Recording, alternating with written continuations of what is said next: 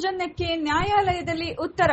ದೇವರಾಜ್ ಶೆಟ್ಟಿ. ಮಾಜಿ ಸಚಿವರು, ಬಿಜೆಪಿ ರಾಷ್ಟ್ರೀಯ ಮಾಜಿ ಪ್ರಧಾನ ಕಾರ್ಯದರ್ಶಿಗಳು, ವಿಧಾನ ಪರಿಷತ್ ಶಾಸಕರೂ ಆಗಿರುವ ಡಾಕ್ಟರ್ ಸಿಟಿ ರವಿ ಅವರನ್ನು ಕಾನೂನು ಬಾಹಿರವಾಗಿ ಬಂಧಿಸುವ ಮೂಲಕ ಸಂವಿಧಾನ ವಿರೋಧಿಯಾಗಿ, ಪ್ರಜಾಪ್ರಭುತ್ವ ವಿರೋಧಿಯಾಗಿ ನಡೆದುಕೊಂಡಿರುವ ರಾಜ್ಯ ಕಾಂಗ್ರೆಸ್ ಸರ್ಕಾರದ ವರ್ತನೆಯನ್ನು ಜಿಲ್ಲಾ ಬಿಜೆಪಿ ಖಂಡಿಸಿ ಜಿಲ್ಲೆಯಾದ್ಯಂತ ನಡೆಸಿದ 2 ದಿನಗಳ ಪ್ರತಿಭಟನೆ ಅತ್ಯಂತ ಯಶಸ್ವಿಯಾಗಿ ನಡೆದಿದೆ ಎಂದು ಭಾರತೀಯ ಜನತಾ ಪಾರ್ಟಿಯ ಜಿಲ್ಲಾಧ್ಯಕ್ಷರಾದ ದೇವರಾಜ್ ಶೆಟ್ಟಿ ತಿಳಿಸಿದರು.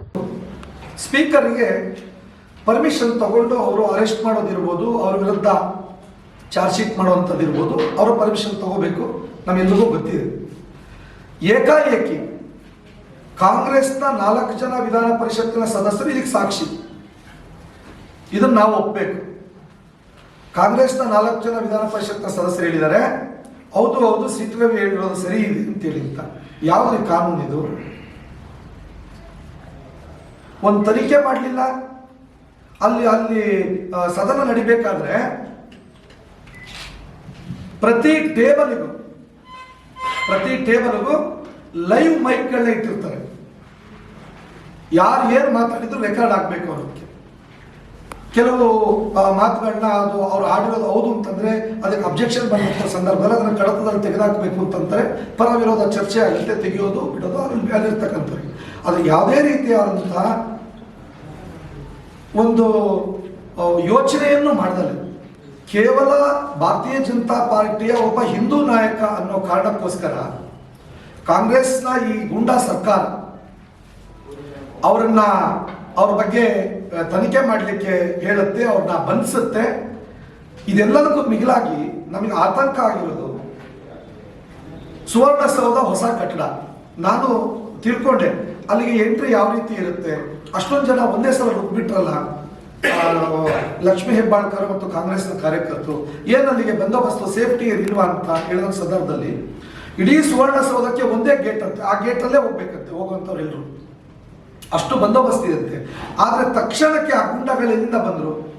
ಸಿಟಿ ರವಿ ಅವ್ರನ್ನ ಎಳೆದಾಡಕ್ಕೆ ಹೋಗ್ತಾರೆ, ಅವ್ರನ್ನ ಕಾಲಲ್ಲಿ ಒದಿಯಕ್ಕೆ ಹೋಗ್ತಾರೆ. ನೀವೆಲ್ಲರೂ ತೋರಿಸಿದ್ರಿ ಮಾಧ್ಯಮದಲ್ಲಿ. ನಾನು ಅದನ್ನೇ ಹೇಳ್ತಾ ಇದ್ದೀನಿ, ಒಬ್ಬ ಜನಪ್ರತಿನಿಧಿಗೆ ಒಂದು ಸುವರ್ಣಸೌಧದ ಒಳಗಡೆ ಒಂದು ಸೇಫ್ಟಿ ಇಲ್ಲ, ಅವರಿಗೊಂದು ರಕ್ಷಣೆ ಇಲ್ಲ, ಒಂದು ಭದ್ರತೆ ಇಲ್ಲ ಅಂತ ಅನ್ನೋದಾದ್ರೆ, ಅಂದ್ರೆ ಈ ಸರ್ಕಾರ ಹೊರಗಡೆ ಇನ್ನು ನಮ್ಮ ಜನಗಳಿಗೆ ಏನು ಭದ್ರತೆ ಕೊಡುತ್ತೆ?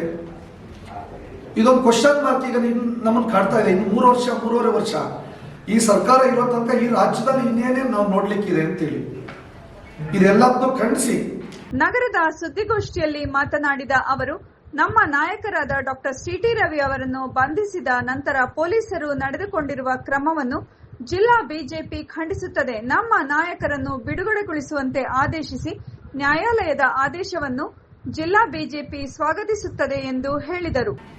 ಸನ್ಮಾನ್ಯ ಸಿಟಿ ರವಿ ಮೇಲೆ ಹಾಕಿರ್ತಕ್ಕಂಥ ಸುಳ್ಳು ಮೊಕದ್ದಮೆಗಳನ್ನ ವಾಪಸ್ ತಗೋಬೇಕು, ಅಥವಾ ಅವ್ರನ್ನ ಏನು ಬಂಧನಕ್ಕೆ ಮೊನ್ನೆ ಇಡೀ ರಾತ್ರಿ ಅವ್ರನ್ನ ಸುತ್ತಾಕಿ ಸುಮಾರು ಅವರೇ ಹೇಳಿದಂಗೆ 500ರಿಂದ 600 ಕಿಲೋಮೀಟರ್ 2-3 ಜಿಲ್ಲೆಗಳಲ್ಲಿ ಅವ್ರನ್ನ ಸುತ್ತಿ ಇಡೀ ರಾತ್ರಿ ಏನು ಆ ಥರದ ಅಗತ್ಯ ಏನಿತ್ತು? ಇದೆಲ್ಲದ ಖಂಡಿಸಿ ಚಿಕ್ಕಮಗಳೂರಿನ ಭಾರತೀಯ ಜನತಾ ಪಾರ್ಟಿ ನಮ್ಮೆಲ್ಲ ನಾಯಕರುಗಳು ಸೇರಿಕೊಂಡು ನಾವು ಸಾರ್ವಜನಿಕರಲ್ಲಿ ಒಂದು ಮನವಿಯನ್ನು ಮಾಡಿದ್ದು, ದಯಮಾಡಿ ಇದನ್ನು ನಾವು ಖಂಡಿಸ್ತೀವಿ. ಇದಕ್ಕೆ ನಿಮ್ಮ ಸಹಕಾರ ಬೇಕು. ಜಿಲ್ಲೆಯ ಎಲ್ಲ ಕಡೆ ಪ್ರತಿಭಟನೆಗಳಾಗಬೇಕು. ಸಿಟಿ ರವಿ ಅವರ ಪರವಾಗಿ ಮತ್ತು ಸತ್ಯದ ಪರವಾಗಿ ಪ್ರತಿಭಟನೆ ಆಗಬೇಕು ನಮ್ಮ ಪಕ್ಷದ ವತಿಯಿಂದ.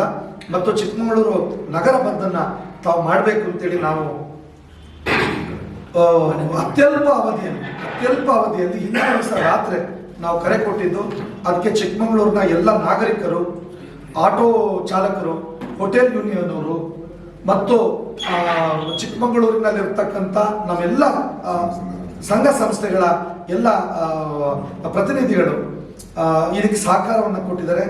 ನಾನು ಭಾರತೀಯ ಜನತಾ ಪಾರ್ಟಿಯ ಜಿಲ್ಲಾಧ್ಯಕ್ಷರಾಗಿ ನಿಜವಾಗಲೂ ನಮಗೆ ನಿನ್ನೆ ಸಂಜೆ ಸನ್ಮಾನ್ಯ ಸಿಟಿ ರವಿ ಅವ್ರನ್ನ ಏನು ಇದ್ರ ಮುಖಾಂತರ ಬೇಲ್ ಮುಖಾಂತರ ಅರ್ಜಿಯ ಅನ್ನು ಅವರು ಹೈಕೋರ್ಟ್ ಮತ್ತು ಸಿಟಿ ಸಿವಿಲ್ ಕೋರ್ಟ್ ಅಲ್ಲಿ ಏನು ವಿಚಾರಣೆ ನಡೀತಿರ್ತಕ್ಕಂಥ ಸಂದರ್ಭದಲ್ಲಿ ಅವರಿಗೆ ಬಿಡುಗಡೆ ಮಾಡಬಹುದು ಅಂತೇಳಿ ಸೂಚನೆಯನ್ನ ಬಂದಂಥ ಸಂದರ್ಭದಲ್ಲಿ ಅವ್ರನ್ನ ನಮ್ಮ ಬೇಡಿಕೆ ಏನಿತ್ತು ಆಗ ಅವ್ರನ್ನ ಬಿಟ್ಟಿದ್ದಾರೆ.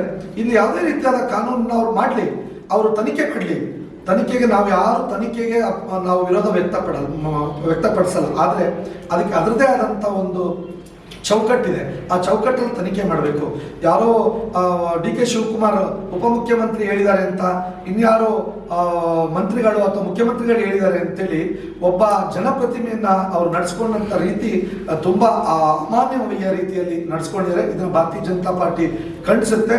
ಮುಂದಿನ ದಿವಸಗಳಲ್ಲಿ ಈ ರೀತಿಯಾದಂಥ ಯಾವುದೇ ಕೆಲಸ ಕಾರ್ಯಗಳು ಹಿಂದೂ ಕಾರ್ಯಕರ್ತರ ಬಗ್ಗೆ, ಬಿಜೆಪಿ ನಾಯಕರ ಬಗ್ಗೆ, ಜನಸಾಮಾನ್ಯರ ಮೇಲೆ ಈ ರೀತಿಯಾದಂತಹ ಚಟುವಟಿಕೆಗಳು ನಡೆದ್ರೆ ನಾವು ಇನ್ನೂ ಭಾರತೀಯ ಜನತಾ ಪಾರ್ಟಿ ಉಗ್ರವಾದ ಹೋರಾಟವನ್ನ ಮಾಡ್ತೀವಿ ಅಂತ ಈ ಸಂದರ್ಭದಲ್ಲಿ ಹೇಳ್ತಾ, ಇಡೀ ಜಿಲ್ಲೆ ಉದ್ದಾಗಲಕ್ಕೂ ನಮ್ಮನ್ನೆಲ್ಲ ಬಂಧಿಸಿದ್ರು, ಮೊನ್ನೆನೂ ಬಂಧಿಸಿದ್ರು, ನಿನ್ನೆನೂ ಬಂಧಿಸಿದ್ರು.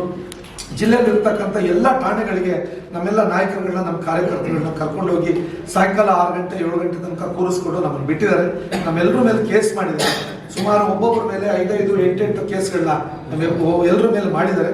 ಸುಮಾರು 250-260 ಜನನ ಅವರು ಹತ್ತತ್ರ ಬಂಧಿಸಿದ್ದಾರೆ. ನಾವು ಬಂಧನಕ್ಕಾಗಲಿ ಕೇಸ್ಗಾಗಲಿ ಎದುರುವಂಥವ್ರಲ್ಲ. ನಾವು ನ್ಯಾಯದ ಪರವಾಗಿ, ಸತ್ಯದ ಪರವಾಗಿ ಹೋರಾಟ ಮಾಡಲಿಕ್ಕೆ ಇನ್ನೆಷ್ಟು ಕೇಸ್ ಬೇಕಾದ್ರೆ ಇವ್ರು ಹಾಕಿದ್ರು ನಮಗೇನು ತೊಂದರೆ ಇಲ್ಲ.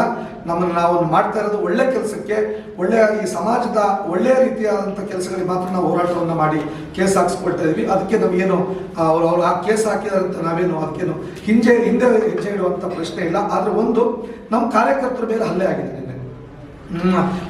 ಮೇಲೆ ಕಾಂಗ್ರೆಸ್ನ ಗೂಂಡಾಗಳು ನಿನ್ನೆ ಏನು ಆಜಾದ್ ಪಾರ್ಕ್ನ ಸ್ಟ್ರೈಕ್ ಮಾಡ್ತಾ ಇದ್ರು, ಕೆಲವು ಕಾಂಗ್ರೆಸ್ನ ಗೂಂಡಾಗಳು ಅವ್ರ ಮೇಲೆ ಮಯೂರ ಹೋಟ್ಲ್ ಮುಂಭಾಗ ಹಲ್ಲೆಯನ್ನು ಮಾಡಿದ್ದಾರೆ. ಅದು ಟಿವಿಯ ಇದನ್ನು ವಿಡಿಯೋ ಫುಟೇಜ್ ಇದೆ, ಕ್ಲಿಪ್ಪಿಂಗ್ ಇದೆ. ಅದನ್ನ ಇಟ್ಕೊಂಡು ನಾವು ಅವ್ರ ಬಗ್ಗೆ ಕ್ರಮ ತಗೋಬೇಕು ಅಂತೇಳಿ ನಾವು ಜಿಲ್ಲಾಡಳಿತಕ್ಕೆ ಮತ್ತು ಮಾನ್ಯ ಪೊಲೀಸ್ ವರಿಷ್ಠಾಧಿಕಾರಿಗೆ ನಾವು ಒತ್ತಾಯವನ್ನು ಮಾಡ್ತೀವಿ. ಮತ್ತು ಮುಂದಿನ ದಿವಸಗಳಲ್ಲಿ ಭಾರತೀಯ ಜನತಾ ಪಾರ್ಟಿಯ ಕಾರ್ಯಕರ್ತರ ಮೇಲೆ ಅನಾವಶ್ಯಕವಾಗಿ ಈ ರೀತಿಯಾದಂಥ ದಬ್ಬಾಳಿಕೆ ಮಾಡ್ಲಿಕ್ಕೆ ಬಂದ್ರೆ ನಾವು ಬಿಜೆಪಿಯ ಎಲ್ಲ ಕಾರ್ಯಕರ್ತರು ನಾವು ಇದಕ್ಕೆ ತಕ್ಕ ಪ್ರತಿ ಉತ್ತರವನ್ನ ಕೊಡ್ತೀವಿ ಅಂತ ಹೇಳ್ತಾ, ಹಾಗೆ ನಮ್ಮ ಜಿಲ್ಲೆಯಲ್ಲಿ ಇರ್ತಕ್ಕಂಥ ಮಾನ್ಯ ಉಪಸಭಾಪತಿಗಳಿರ್ಬೋದು, ಮಾಜಿ ಸಚಿವರಾಗಿರ್ತಕ್ಕಂಥ DN ಜೀವರಾಜ್ ಆಗಿರ್ಬೋದು, ನಮ್ಮ MP ಅವರಾಗಿರ್ತಕ್ಕಂಥ ಕೋಟಾ ಶ್ರೀನಿವಾಸ ಪೂಜಾರಿ ಆಗಿರ್ಬೋದು, ಕಡೂರ್ನ ನಮ್ಮ ಹಾಲಿ ಅಪೆಕ್ಸ್ ಬ್ಯಾಂಕ್ ಚೇರ್ಮನ್ ಆಗಿರ್ತಕ್ಕಂಥ ಬೆಳ್ಳಿ ಪ್ರಕಾಶ್ ಅವರಾಗಿರ್ಬೋದು, ಹಾಗೆ DCC ಬ್ಯಾಂಕ್ ಚೇರ್ಮನ್ ಮಾಜಿ ಶಾಸಕರಾಗಿರ್ತಕ್ಕಂಥ ಸುರೇಶ್ ಅವರಿರ್ಬೋದು, ಇವರೆಲ್ಲರ ತಂಡ ಇಡೀ ಜಿಲ್ಲೆಯ ಒಳಗೆ ನಮಗೆ ಎಲ್ಲ ರೀತಿಯಾದಂಥ ಈ ಪ್ರತಿಭಟನೆಗೆ ಮತ್ತು ಪಕ್ಷ ತೆಗೆದುಕೊಂಡಿರ್ತಕ್ಕಂಥ ನಿರ್ಧಾರಕ್ಕೆ ಸಹಕಾರವನ್ನು ಕೊಟ್ಟಿದ್ದಾರೆ. ಅವರಿಗೂ ನಾನು ಮತ್ತೊಮ್ಮೆ ಧನ್ಯವಾದಗಳನ್ನು ಹೇಳ್ತಾ, ವಿಶೇಷವಾಗಿ ಟಿವಿ ಮಾಧ್ಯಮದವರು ರಾಜ್ಯದ ಉದ್ದಗಲಕ್ಕೂ, ನಮ್ಮ ಜಿಲ್ಲೆಯವರು ಸೇರ್ಕೊಂಡಂತೆ ರಾಜ್ಯದ ಉದ್ದಗಲಕ್ಕೂ ಆಗ್ತಾ ಇರ್ತಕ್ಕಂಥ ಪ್ರತಿ ಇಂಚಿಂಚು ವಿಷಯಗಳನ್ನ ನೀವು ಜನಸಾಮಾನ್ಯರಿಗೆ ತಿಳಿಸ್ಕೊಟ್ಟಿದ್ರಿ. ಯಾವ್ದು ಸರಿ ಯಾವ್ದು ತಪ್ಪು ಅನ್ನೋದ್ರ ಬಗ್ಗೆ ಚರ್ಚೆಗಳನ್ನ ಮಾಡಿಸಿದ್ರಿ.